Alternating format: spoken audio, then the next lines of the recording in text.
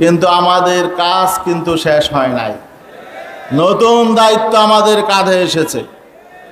আজকে এই দেশকে যারা ধ্বংস করেছে, বিগত 16 বছর অবৈধভাবে ক্ষমতায় থেকে যারা দেশের সকল সাংবিধানিক প্রতিষ্ঠানগুলোকে ধ্বংস করেছে, দেশের অর্থনীতিকে ধ্বংস করেছে, দেশের সমাজ কাঠামোকে ধ্বংস করেছে, শিক্ষা ব্যবস্থাকে ধ্বংস করেছে, সংস্কৃতিকে ধ্বংস করেছে, ধর্মের উপর আঘাত এনেছে, এই অপশক্তি যে অপকর্মগুলো করেছে, এই অপকর্ম থেকে দেশকে উদ্ধার করার জন্য আমাদের নতুনভাবে আন্দোলন সংগ্রাম শুরু করতে হবে। কিছু বিষয় আজকে পরিষ্কার করতে হবে। আজকে যারা অন্তর্বর্তী সরকারে আছেন, এই সরকারের প্রধান গোটা দুনিয়ায় খ্যাতিমান ব্যক্তি, বাংলাদেশের গর্ব ডক্টর মোহাম্মদ ইউনূস। আমরা বিশ্বাস করতে চাই, আশাবাদী হতে চাই, তার নেতৃত্বে বাংলাদেশ এগিয়ে যাবে, জনগণ শান্তি পাবে, শান্তি শৃঙ্খলা ফিরে আসবে। এই ডক্টর ইউনূসকে কিন্তু এই স্বৈরাচার হাসিনা এই পদ্মা সেতু থেকে টুপ করে ফেলে দেওয়ার কথা বলেছিল, ঠিক না? কে টুপ করে পড়ে গেছে জনগণ দেখেছে। একজন অহংকারী মহিলা, এমন স্বেচ্ছাচারী নেতৃত্ব গোটা দুনিয়ায় ছিল না। এই স্বেচ্ছাচারী মহিলা বাংলাদেশে হাজারো মায়ের বুক খালি করেছে, শেষ মুহূর্ত পর্যন্ত গণহত্যা চালিয়েছে। আমাদের আজকে পরিষ্কার দাবি, এই হাসিনা সরকার মানবতা বিরোধী অপরাধ করেছে, গণহত্যা চালিয়েছে। অতএব এই আওয়ামী লীগকে বাংলাদেশে চিরদিনের জন্য নিষিদ্ধ করতে হবে।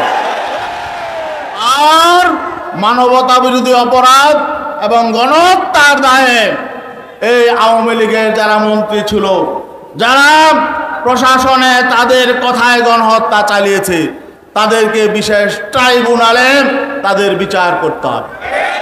মানবতা বিরোধী এবং গণহত্যার দায়ে তাদের মৃত্যুদণ্ড দিতে হবে। যারা বিদেশে পালিয়ে গেছে, এই সরকারের প্রধান, অবৈধ সরকারের প্রধান শেখ হাসিনা, সেও বিদেশে পালিয়ে গেছে, তাকে বিদেশ থেকে ধরে আনতে হবে, বিচার করতে হবে।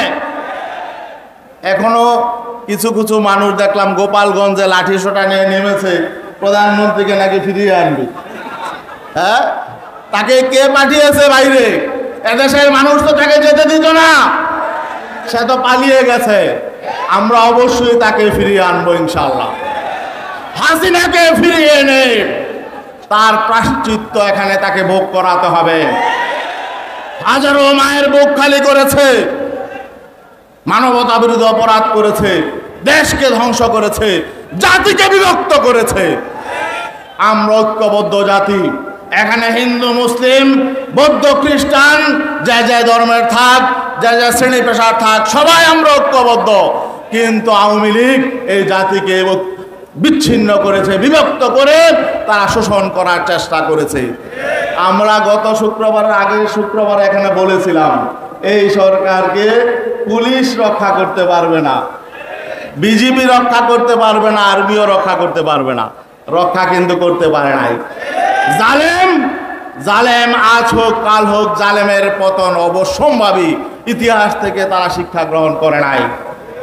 আমরা দুঃখের সাথে একটি বিষয় আমরা বলতে চাই, 5 আগস্ট হাসিনা সরকারের, অবৈধ সরকারের পতনের পর গোটা বাংলাদেশে কিছু অনাকাঙ্ক্ষিত ঘটনা ঘটেছে। জালেমদের বিরুদ্ধে আমাদের আন্দোলন ছিল, সংগ্রাম ছিল, বৈষম্যের বিরুদ্ধে আন্দোলন সংগ্রাম ছিল। কিন্তু আমরা নিজেরা তো জালেমের ভূমিকা অবতীর্ণ হতে পারি না। কেউ যদি অন্যায় করে থাকে তার বিচার হবে, কিন্তু কেউ নিজের হাতে কারো বিচার দায়িত্ব তুলে নেওয়া ঠিক হবে না। অনেকে বিভিন্ন জায়গায় অগ্নিকাণ্ড ঘটিয়েছেন, বিভিন্ন জায়গায় মানুষের উপর আক্রমণ করেছেন, ঘরবাড়িতে আক্রমণ করেছেন, ব্যবসা প্রতিষ্ঠানে আক্রমণ করেছেন, চাঁদাবাজি শুরু হয়ে গেছে। আওয়ামী লীগ, যেখানে আওয়ামী লীগের লোকেরা যে সমস্ত জিনিস দখলে ছিল, রাতারাতি দেখা গেল অন্য একটা সংগঠনের আবার এগুলো দখলে নিয়ে নিয়েছে। এই দখলবাজির সমাজ, এই গণমানুষ এই অভ্যুত্থান ঘটায় নাই। এগুলো বন্ধ করুন।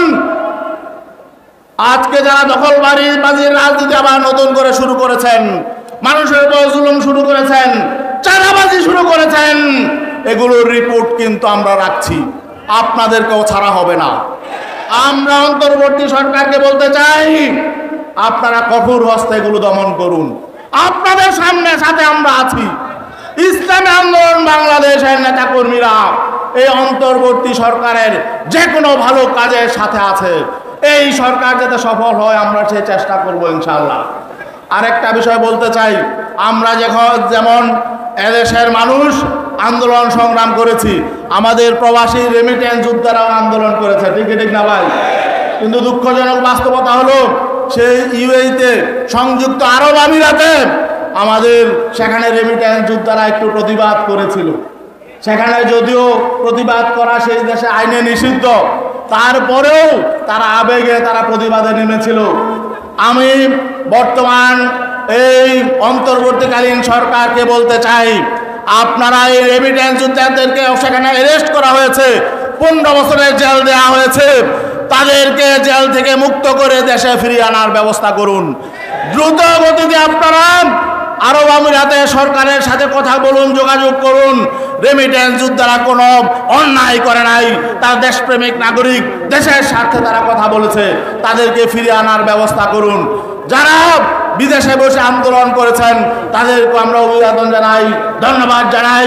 পরিশেষে আজকে যে ছাত্র ভাইয়েরা এই আন্দোলনে প্রথম সারিতে নেতৃত্ব দিয়েছেন, গণমানুষের এই আন্দোলনে গণ অভ্যুত্থানে যারা নেতৃত্ব দিয়েছেন তাদেরকে ধন্যবাদ জানাই।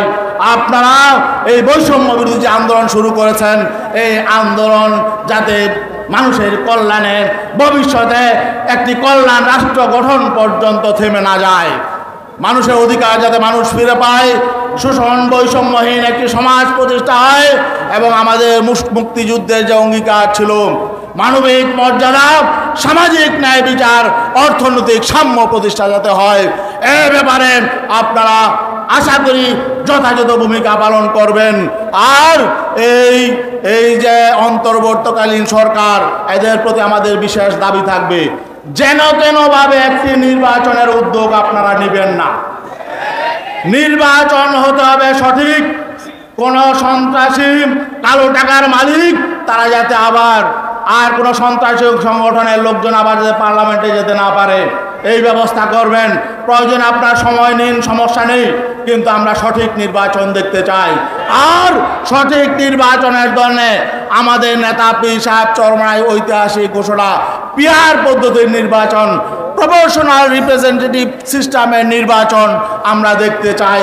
আশা করি আপনারা জনগণের এই আশা বাস্তবায়নে উদ্যোগ গ্রহণ করবেন। সবাইকে আন্তরিক ধন্যবাদ।